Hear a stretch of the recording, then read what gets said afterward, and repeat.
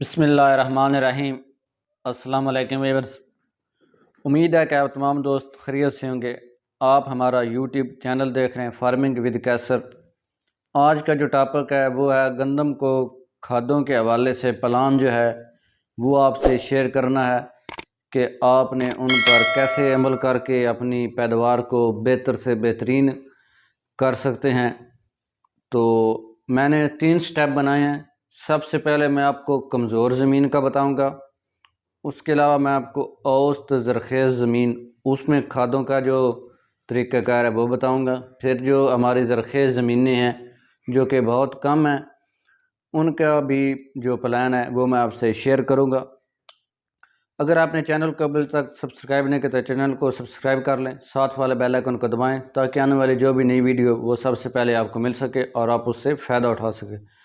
सबसे पहले कमज़ोर ज़मीन जो है उसमें आप करना ये है कि 2 बोरी DAP, 2 बोरी यूरिया और 1 बोरी SOP या MOP जिसको हम पोटाश कहते हैं वो इस्तेमाल करनी है।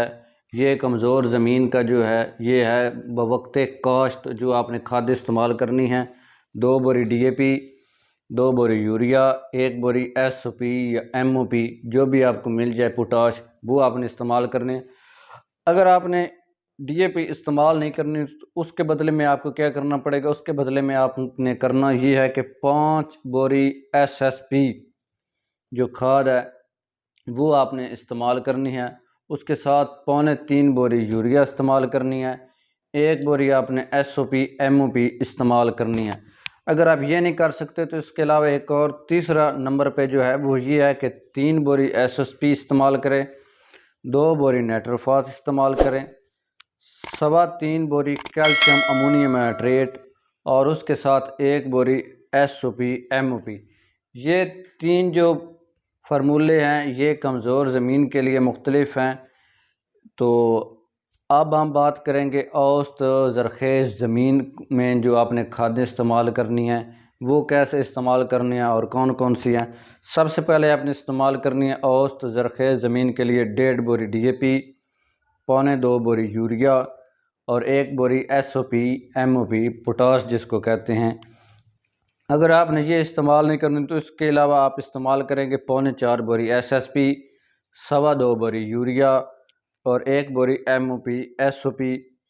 अगर आपने ये भी इस्तेमाल नहीं करनी तो तीसरा जो इसका है वो फार्मूला ये है कि 2 बोरी SSP, 1.5 बोरी नाइट्रोफॉस और इसके साथ 3 बोरी कैल्शियम अमोनियम नाइट्रेट और 1 बोरी SOP या MOP जो पोटाश है वो आपने इस्तेमाल करनी है। इसका जो तरीक़ाकार मैंने आपको बता दिया, ये सारा जो मैंने बताया है ये है औसत ज़रख़ेज़ ज़मीन के लिए। अब आ जाते हैं ज़रख़ेज़ ज़मीन के लिए जो काश्तकार भाई ये समझते हैं कि हमारी ज़मीन ज़रख़ेज़ है और वो पैदावार दे सकती है, खाद कम भी इस्तेमाल करें तो वो पैदावार दे सकती है, तो उनके लिए ये फार्मूला है कि 1.25 बोरी DAP, 1.5 बोरी यूरिया और 1 बोरी SOP MOP पोटाश इस्तेमाल करें। अगर आपने DAP इस्तेमाल नहीं करनी तो 3.25 बोरी SSP और उसके साथ 2 बोरी यूरिया और 1 बोरी SOP MOP इस्तेमाल करें पोटाश। तीसरे नंबर पे आपने करना ये है कि 2 बोरी SSP और इसके साथ आपने 1.25 बोरी नाइट्रोफॉस और 2 बोरी कैल्शियम अमोनियम नाइट्रेट इस्तेमाल करनी है और इसके साथ 1 बोरी SOP MOP इस्तेमाल करनी है। इस फार्मूले में आपने यूरिया इस्तेमाल नहीं करनी।